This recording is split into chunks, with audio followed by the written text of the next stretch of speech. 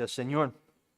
Yo sé que ustedes no están haciendo una exposición en el libro de los Hechos, entonces para un poco de contexto, para ayudarnos esta tarde, Pablo estaba en Éfeso primero y en el versículo 23 del capítulo 19 dice, hubo por aquel tiempo un disturbio no pequeño acerca del camino, predicando a los efesios, muchos se convirtieron hasta el punto de que los fabricantes de ídolos estaban perdiendo dinero. Antes se habían beneficiado mucho con los santuarios de plata de Diana, pero ahora no. Esto enfureció a los fabricantes de ídolos, especialmente a un hombre llamado Demetrio. Él incitó a la multitud contra el apóstol y durante 2 horas gritaron, grande es Diana de los Efesios. Pero entonces, por la gracia de Dios, un funcionario despidió a la asamblea. Qué voluble es el corazón del hombre. Aquí comienza el capítulo 20. La muchedumbre efesia ha sido enviada a su casa. El Señor obró providencialmente para preservar a Pablo. Lo que tenemos en nuestro texto de hoy es nuestra narración principal. El centro de nuestro texto, los versículos 7 al 12.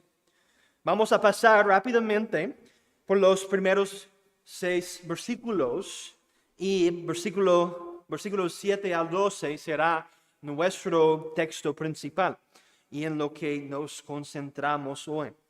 De ahí voy a sacar 3 puntos para nuestro sermón, si usted está tomando notas. Primero, el primer punto, vamos a ver la congregación fiel en los versículos 7 y 8.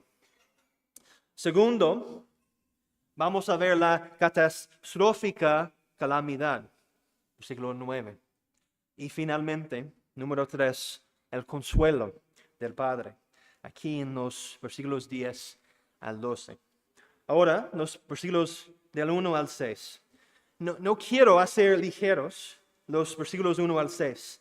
Estos versículos describen cómo, después de la revuelta en Éfeso, Pablo cruzó el Egeo hasta Macedonia, donde animó a las iglesias en apuros. Las abrazó, oró por ellas, les ministró la palabra de Dios y luego desde allí continuó hacia Grecia haciendo lo mismo. El objetivo de Pablo era animar y exhortar a estas iglesias locales. Conocemos su corazón y su amor por esos cuerpos locales de Cristo. Y la palabra griega utilizada aquí para alentar o animar es parakaleo, que significa amonestar, exhortar, animar o consolar. Y esta es la misma palabra raíz que usamos para el Espíritu Santo cuando lo llamamos el Consolador, Parakletos.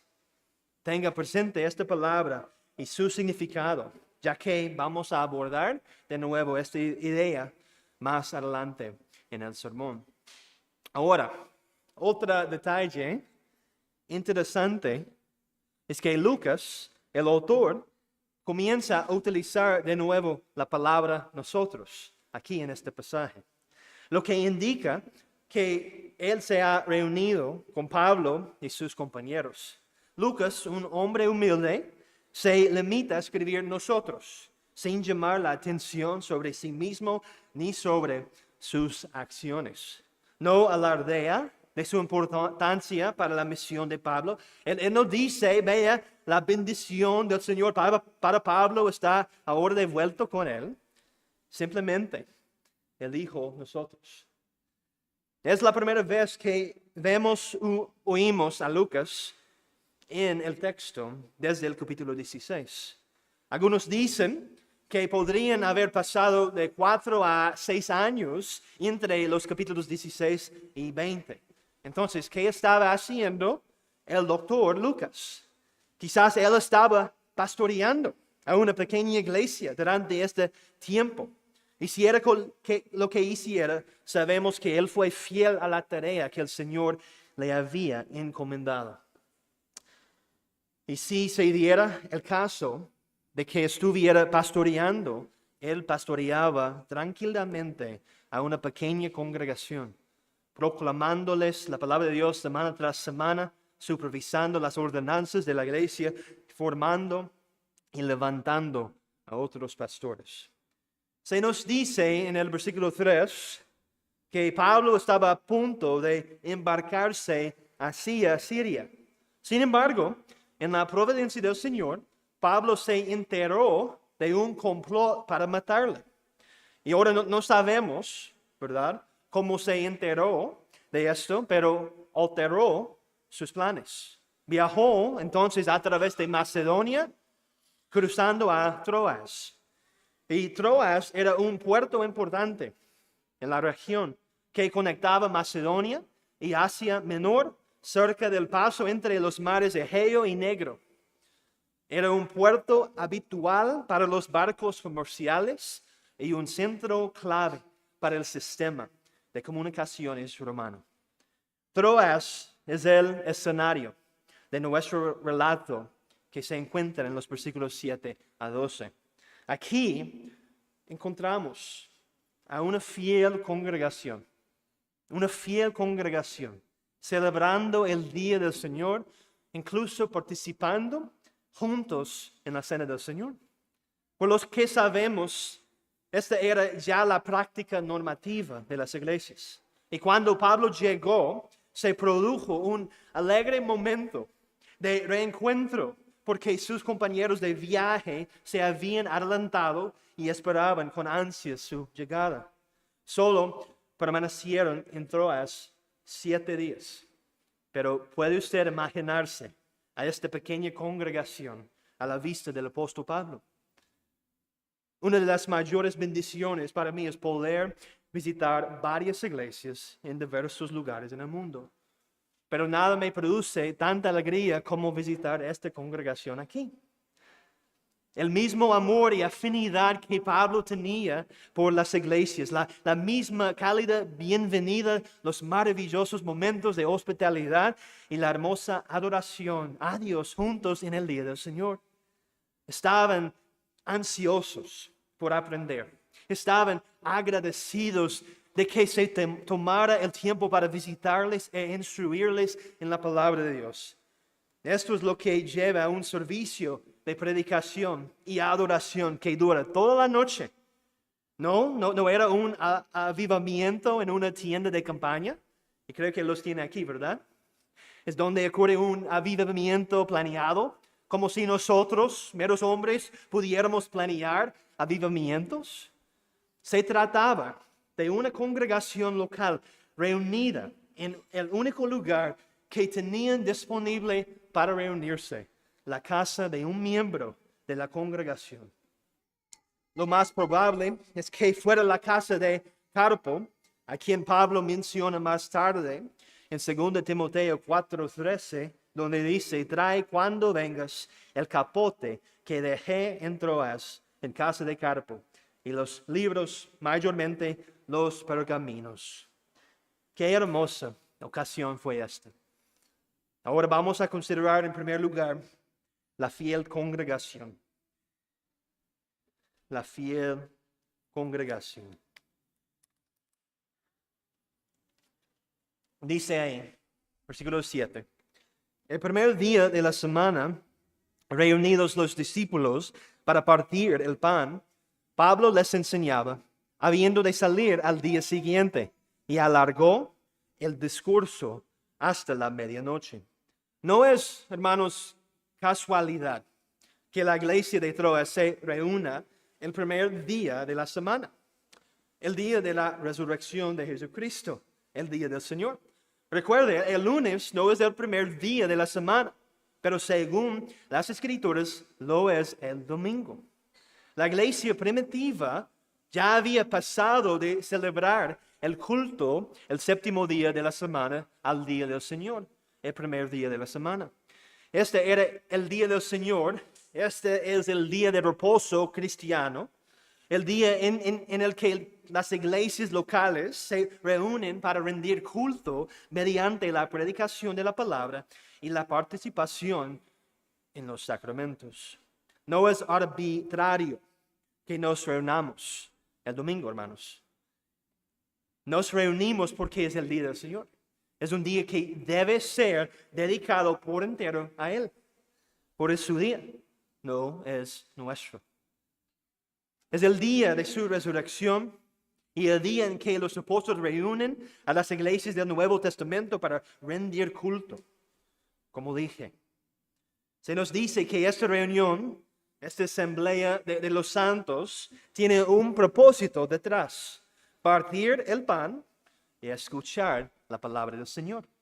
En el griego original hay un artículo definido antes de partir el pan, como lo hay en español. No lo tenemos en inglés, pero literalmente nos dice que ellos estaban reunidos para partir el pan. No un pan cualquiera, sino el pan. Una forma específica de Lucas de hacer saber a sus lectores que no estaban reunidos simplemente para comer una comida. Estaban participando en la cena del Señor, donde Dios les está otorgando la gracia por medio de su Espíritu Santo a través de su participación en esta santa ordenanza. Así vemos que esta congregación local está participando junta en la cena del Señor. Segundo, están reunidos para escuchar la predicación de la palabra de Dios. Pablo les habla un mensaje. Literalmente dice, Pablo les hizo un discurso. La predicación de la palabra acompaña siempre a la observancia de las ordenanzas en la iglesia local. Como afirma un comentario, Pablo estaba hablando en un ambiente algo formal y probablemente implicando un uso más formal del lenguaje. Él estaba predicando un sermón. Y fue un sermón larguísimo, larguísimo. Ahora bien, por mucho que a nosotros los pastores nos gustaría utilizar esto como texto de prueba para predicar sermones realmente largos, eso no es el punto del texto. Se trata de una situación única en la que el Pablo está a punto de irse y es de suponer que nunca regresar.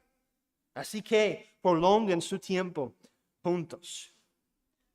Pero aún así, debo preguntar,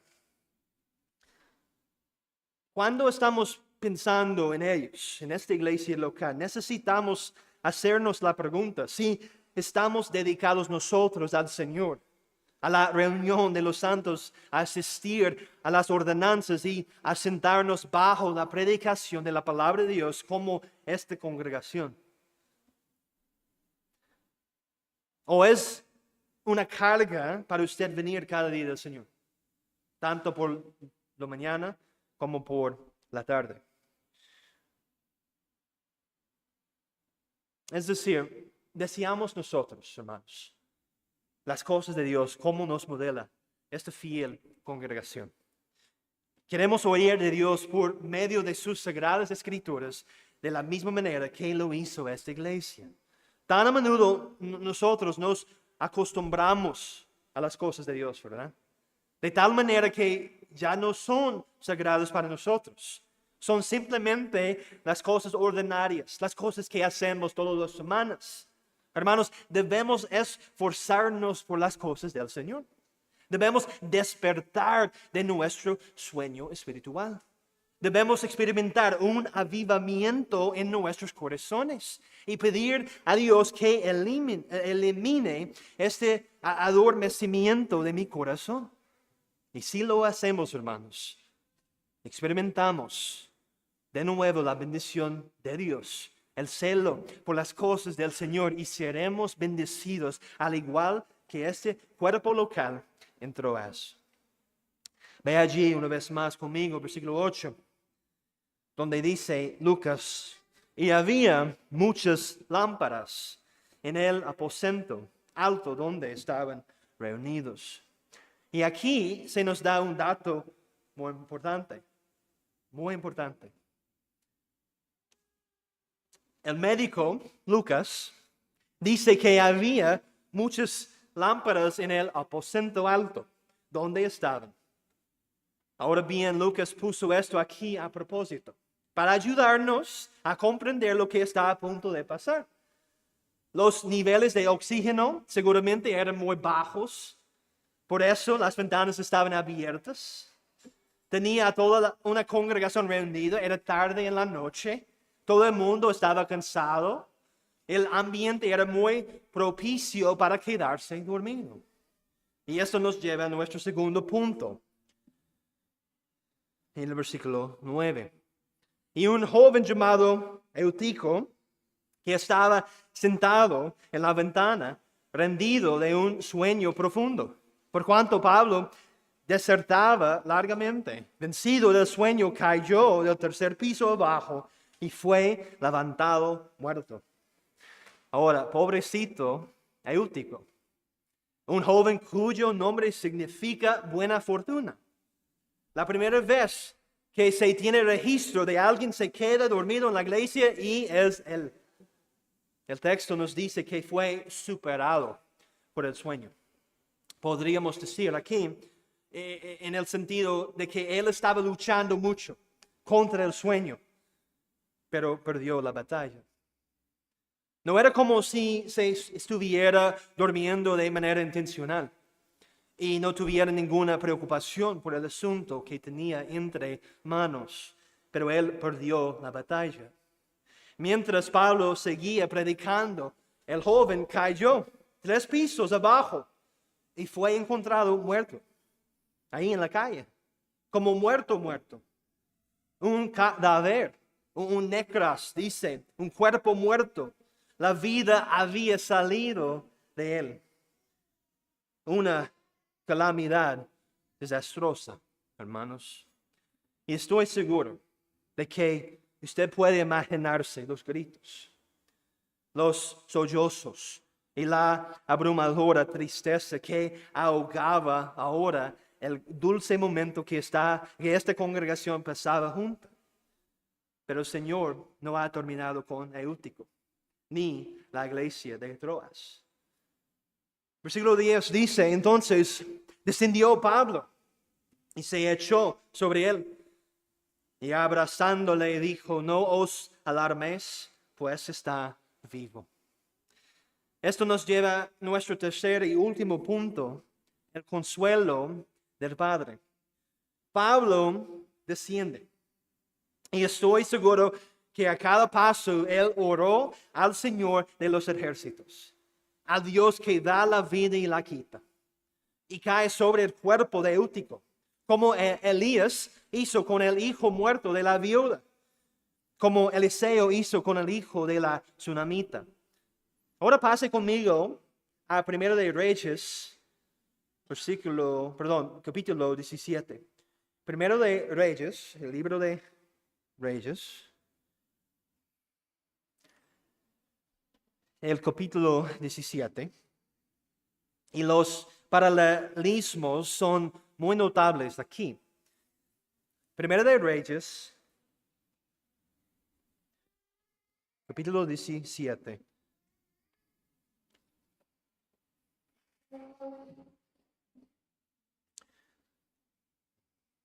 Y mantenga su lugar en Hechos. Vamos a regresar pronto. Pero 1 de Reyes, capítulo 17 y el versículo 17. Y voy a leer hasta el 24. Y mientras estoy leyendo este pasaje, fíjense en lo que está muy similar en los Hechos 20. Dice así, versículo 17. Después de estas cosas, aconteció que cayó enfermo el hijo del ama de la casa. Y la enfermedad fue tan grave que no quedó en él aliento. Y ella dijo a Elías, ¿qué tengo yo contigo, varón de Dios? ¿Has venido a mí para traer a memoria mis iniquidades y para hacer morir a mi hijo? Y él le dijo, dame acá tu hijo. Entonces él lo tomó de su regazo y lo llevó al aposento donde él estaba y lo puso sobre su cama. Y clamando a Jehová, dijo, Jehová Dios mío, Aún a la viuda en cuya casa estoy hospedado has afligido, haciéndole morir su hijo. Y se tendió sobre el niño 3 veces. Y clamó a Jehová y dijo, Jehová, Dios mío, te ruego que hagas volver el alma de este niño a él. Y Jehová oyó la voz de Elías, y el alma del niño volvió a él, y revivió. Tomando luego Elías al niño, lo trajo del aposento a la casa, y lo dio a su madre. Y le dijo a Elías, mira, tu hijo vive. Entonces la mujer dijo a Elías, ahora conozco que tú eres varón de Dios, y que la palabra de Jehová es verdad en tu boca. De la misma manera, Pablo cayó sobre el cuerpo de Eutico y de la misma manera dijo, mira, el muchacho vive. Dios, por el poder del Espíritu Santo, resucita a la vida al joven Eutico. Y aquí vemos, al igual que Elías, que este milagro era para confirmar el evangelio que Pablo estaba predicando. Que esta congregación se asombrara del poder de Dios y quizás cualquier incrédulo allí presente cayera de rodillas y adorara al Rey de Reyes y Señor de Señores. Dice, ahora conozco que tú eres varón de Dios y que la palabra de Jehová es verdad en tu boca. Al volver a Hechos 20 ahora, en el versículo 11, el versículo 11 dice, después de haber subido y partido el pan y comido, habló largamente hasta el alba, y así salió. Y llevaron al joven vivo y fueron grandemente consolados. Justo después de que Eutico resucitara, volvieron a subir y continuaron su culto, su adoración al Señor. Les garantizo, hermanos, que después de esto, nadie estaba en peligro de quedarse dormido de nuevo. Tal vez todo el propósito del Señor en este encuentro era simplemente despertar a todos. Y para despertar a todos los que escuchen un mensaje sobre este pasaje. Pero sabemos esto, el poder de Dios se muestra. Se regocijaron no solo, dice Matthew Poole, de que el joven fuera restaurado a la vida, sino de que por este medio el evangelio fuera atestiguado y muchos confirmados en la creencia del mismo. Y no fueron solo un poco consolados, dice, sino grandemente consolados por el Espíritu Santo, que es nuestro consolador. Ahora, en el tiempo que nos queda, realmente necesitamos la ayuda del Espíritu Santo para que esas preciosas aplicaciones se guarden en nuestros corazones. Es decir, que podamos sacar mucho beneficio de este texto para nosotros, para esta iglesia local aquí. No nos atrevemos a dejar ese lugar sin que la palabra de Dios nos afecte y cambie. Muchas veces el Señor nos trae primero la convicción para que seamos consolados después. En primer lugar, para nuestra aplicación, y estoy seguro de que todos saben que esto está por venir, no se quede dormido en la iglesia. No duerme en los cultos, es decir, simple, ¿verdad? Sea intencional o no, cuando nos dormimos durante la predicación de la palabra de Dios, nos perdemos muchas de las grandes bendiciones que provienen de la predicación. A lo largo de la semana no tenemos aquello a lo que aferrarnos en busca de ayuda porque no hemos escuchado la palabra de Dios. O solo hemos escuchado una parte.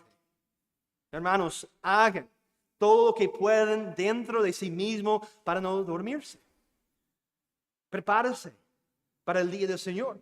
Es decir, duerma lo suficiente la noche anterior. Venga bien descansado, venga expectante, venga con ganas de escuchar de lo que el Señor va a decir a nosotros. Imagínese conmigo que usted va a un partido de fútbol. ¿Cree que hay alguien en peligro de quedarse dormido ahí? No, su atención está fija, observando cada movimiento, cada segundo del partido. No se pierde ni una sola cosa. ¿Por qué nos resulta tan difícil en la iglesia? Porque Satanás está orando y él quiere robarnos de la palabra del Señor. Y muchas veces él usa el dormir para robarnos de la palabra de Dios. Hermano, venga habiendo estudiado y leído el pasaje de antemano. Venga habiendo orado, pidiendo la ayuda del Señor y especialmente su ayuda para no dormirse. Oh Señor, ayúdame. Y si aún así le cuesta dormirse, vaya a la última fila. Póngase de pie, escuche el sermón de ahí. Esto es mucho mejor que quedarse dormido. Y nosotros, hay una palabra aquí para nosotros, los predicadores de la palabra de Dios. Nosotros que predicamos la santa palabra de Dios, debemos esforzarnos también por no ser aburridos, sino hablar con dinámica, con pasión, hablando directamente al corazón, no llevando todos nuestros comentarios en el púlpito, sino el denuedo del Espíritu Santo. Ahora bien, ninguno de nosotros está en peligro, como puede ver, de caerse por las ventanas. Pero el peligro reside en no atender diligentemente a la palabra de Dios. Imagine que usted me invitara a su casa y nosotros estuviéramos sentados alrededor de su mesa y usted me estuviera hablando de algo muy importante y yo me quedara dormido justo en medio de lo que estaba diciendo. ¿Cómo se sentiría usted en este momento? Y ahora imagínese si el Rey de Reyes, el Señor de Señores, le está hablando a través de su palabra y usted se queda dormido.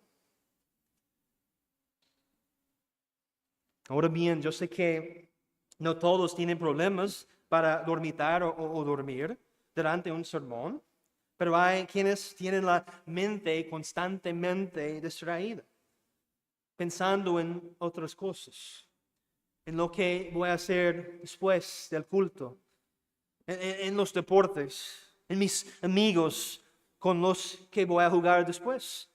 Y niños, también esto es para ustedes. O en mi trabajo y en lo que me espera el lunes.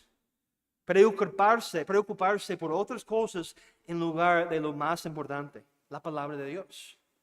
Esto ocurre de nuevo por falta de preparación. Ponga su mente en las cosas de arriba. El fruto del Espíritu es el dominio propio. Reconozca que el día del Señor debe dedicarse a las cosas espirituales, incluyendo las cosas que nosotros estamos pensando.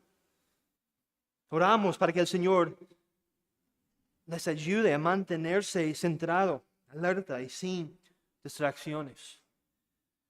Pero hermanos, creo que necesitamos ir más en nuestra aplicación, más allá. Al hablar sobre un sueño espiritual, dormirse en la iglesia no es solo un acto físico, sino que es una metáfora del letargo espiritual, un sueño espiritual. Es complacencia espiritual o pereza espiritual. Debemos día a día, momento a momento, permanecer espiritualmente alerta y comprometidos con nuestra fe. Primero de Tesalonicenses 5:6, por tanto, no dormamos como los demás, sino velemos y seamos sobrios. Hermanos, guardaos de la somnolencia espiritual. Examine constantemente su corazón con la palabra de Dios. Examine su caminar y vea si es fiel a las enseñanzas de la Escritura. El primer paso es reconocer que estoy en un sopor espiritual. No tengo el celo que antes tenía. Señor, lo necesito de nuevo. Oigan las palabras de Cristo a la iglesia de Laodicea. De hecho, vamos ahí juntos. Vaya conmigo. Apocalipsis 3.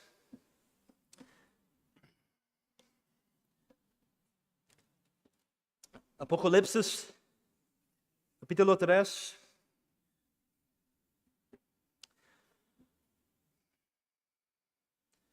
Versículo 15.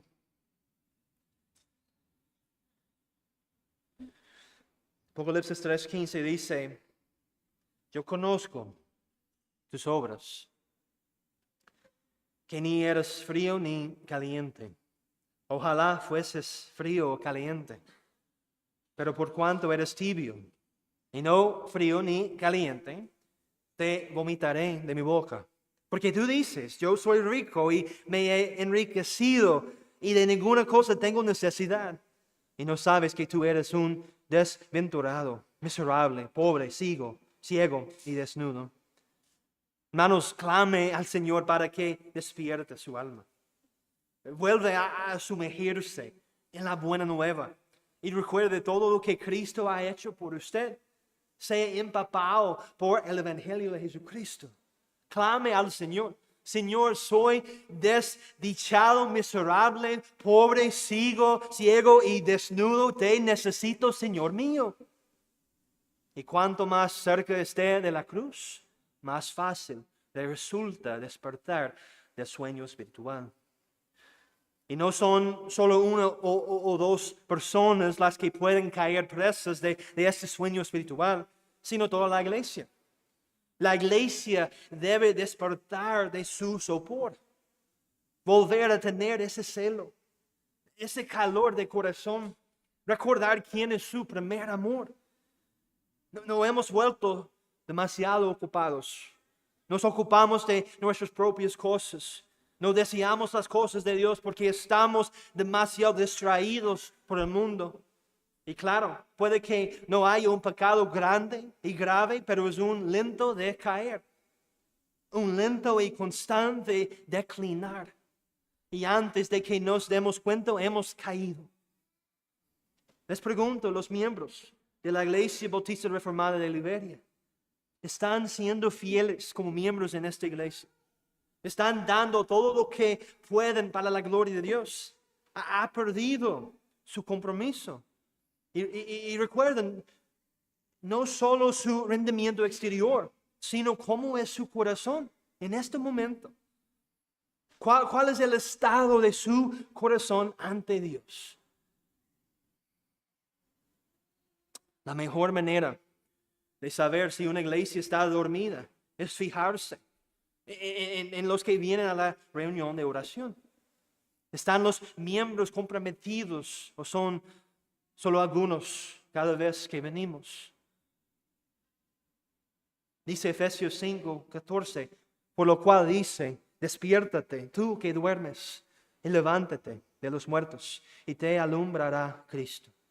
Hermanos, el tiempo es corto, demasiado corto, y no hay que perder el tiempo. Romanos 13:11, y esto, conociendo el tiempo, que es ya hora de levantarnos del sueño, porque ahora está más cerca de nosotros nuestra salvación que cuando creímos. Robert Murray McCheyne fue un pastor del siglo XIX y él sellaba sus cartas con un sol, poniéndose detrás de las montañas y el lema sobre él, la noche viene. Y él sacó esto de Juan 9:4. Él sentía que el tiempo era corto y procuraba cuidadosamente profundizar esta impresión en su mente. Para solemnizar su espíritu para los servicios del día de reposo, él visitaba a algunos de sus oyentes enfermos o moribundos el sábado por la tarde.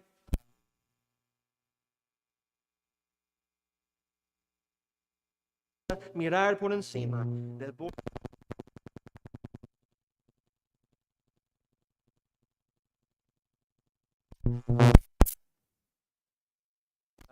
¿Verdad? Que la noche viene. El tiempo es corto. Y nosotros necesitamos recordar que la noche viene. No tenemos mucho tiempo y necesitamos prepararnos. Caigamos juntos de rodillas, hermanos, arrepintiéndonos de nuestro sueño espiritual, y que sea este día cuando nos abandonemos más al Señor. Y hay otros también que siguen en la muerte espiritual. La realidad es, fuera de Cristo, usted está muerto en sus pecados y delitos. Y espiritualmente, usted es como el cadáver de Eutico tirado en la calle. Y lo único que usted puede hacer es creer en el dulce nombre de Jesús para volverse de todos sus malvados pecados y recibir el don de la vida de resurrección de la mano del Señor mismo.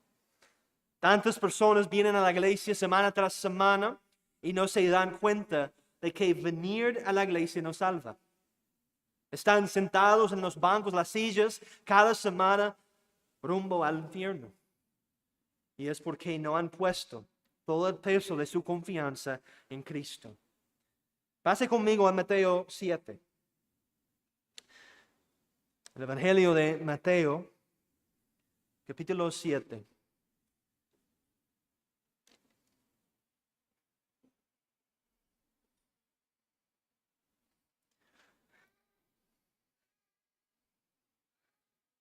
Dice en el versículo 21, no todo el que me dice, Señor, Señor, entrará en el reino de los cielos, sino el que hace la voluntad de mi Padre que está en los cielos.